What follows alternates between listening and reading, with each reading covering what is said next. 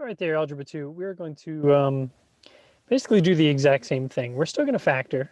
Okay, so that should make you feel good about what we're doing, provided you feel good. I don't know why I said it like that. Feel good about factoring. So we're looking for factors of 16 that add up to 10. The signs need to be the same. So we're viewing all those arrows and lines I draw and everything. And a is 1, so we're going to skip straight to this one. So I get to use x and x. What are the factors of 16 that add up to 10? 2 and 8, both the signs are negative, so here is the only difference. We're going to set each one equal to 0. X minus 2 equals 0, plus 2 plus 2. You're like, seriously, Mr. Tolo, why are you even showing me this step? I could do this one in my sleep years and years ago. Okay, so those are now the solutions, right? We're trying to solve it is equal to, so that's the big difference in what we're doing. So hopefully you're going to find this to be easy peasy. The next thing we have is it's not equal to 0 yet. Make it equal to 0. There we go. X squared plus 2x minus 63. You're now equal to 0. I need the factors of 63 that are 2 apart. So we're going to use x and 7 and x and 9. You knew that, right? 9 and 7. That multiplies to 63. So here we are. Getting it done. Now, if I want positive 2, that means I need positive 9 and negative 7. Now, keep in mind, if you need to use build a bridge still, go for it. You're just going to fill in all this space in between. All right. And when you had decided 9 and 7 and positive 9 and negative 7, you had your answers. But today, those aren't answers, my friends. X minus 7 equals 0 plus 7 plus 7. You're like, Mr. Tolo, why are you writing this? I can solve that. That's fine. So x equals negative 9 and positive 7. We are trying to find those solutions. All right, let me grab one more here. X squared plus 9x minus 22 equals 0. What factor is the 22 that subtract to give you 9? You know them. I know them. It's 2 and 11. So positive 11, negative 2. All right, and let's jump to where we probably should be, right? I'm going to add the 2. I'm going to subtract the 11. Okay, but I don't want you to get lulled into this. So let me find one. Let's see here. This 144, that's a perfect square. Is this one of those tricky ones? All right. Can I do x minus 12 squared? 12 times 2 is 24. Yeah, there we go. Okay. So that means I'm going to get x equals 12, and this square means I get 12 again. How about that for factoring like a boss? Nobody says it anymore, right? My bad. All right, don't tell anybody I said that. All right, I would like to keep x squared positive. So for all intents and purposes, we're going to move everything else over. So 2x squared minus 7x minus 4 equals 0. All right, my factor by grouping, friends. You win, right? At some point, I still have to do that. Negative 8. I'm going to use 8 and 1. Negative 8, positive 1. Here we go. 2x squared minus 8x plus 1x minus 4 equals 0. Here we go, 2x. We got x minus 4. I got x minus 4 already. So what's the GCF have to be? No sign change plus 1. All right, so 2x plus 1 equals 0, and x minus 4 equals 0. I'm not dealing with this one. Add 4, right? This one now, instead of it just being negative 1, I have to divide it by 2. So negative 1 half, negative 1 half, and 4. Those are the numbers we're looking for in this crazy lesson. All right, so as you can see, we're simply just going to continue factoring x squared plus 5x minus 12. Now it equals 0. Once I see this equals 0, that means we have some extra work to do. We're not afraid of that. Just like Ghost. We're not afraid of Ghost either. You kidding me? I'm terrified of Ghost. I'm not afraid to admit it. All right, negative 24. They got to be 5 apart.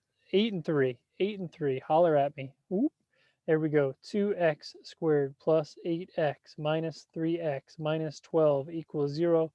All right, we're going right down the yellow brick path, right? Just like Dorothy. Here we go. 2x, x plus 4, x plus 4. I don't know why I'm saying all these corny things tonight. All right, here we go. Negative 3 is the GCF. 2x minus 3 equals 0. X plus 4 equals 0. I know that one's negative 4. That's a no-brainer. That's a one-stepper. This one, 2 steps. We're going to add the 3, divide by 2. All right, you could probably do that one in your sleep as well. And maybe you are asleep by now. Oh my goodness. Maybe that's why I say all this weird stuff in this video is just to see if you stay awake. All right, 7, you got it. 8, I got to point this out. It's not, it doesn't have everything. What do you do when it's only 2 terms? I'm 2 terms and I'm not a difference of squares. What can I do? G, C, F. Here we go. 2x, x plus 5 equals 0. Oh man, I can't do anything else with that. What are you going to do? 2x equals 0, x plus 5 equals 0. You're going to find your solutions. All right, so x gives me 0, and I'm also going to get -5. It brings me to a really valid point. Why am I doing all this? What are we finding by doing this? Huh, I don't know. Yeah, let's take one of these. Let's take this guy right here. All right, let's grab this. Let's take this. Let's put it over here. Let's put this one over here. All right, you ready? 2x squared. Come on, Desmos. I'm not ready for that yet. Minus 7x minus 4, -1/2, and +4. So all these solutions we're finding, those are actually the x-intercepts, right? Because normally we said, right, what we said in the last section was, check this, right? This was equal to y. And now we're saying that y is 0. And if y is 0, guess what you have over here on the left? If y is 0, you have an x-intercept.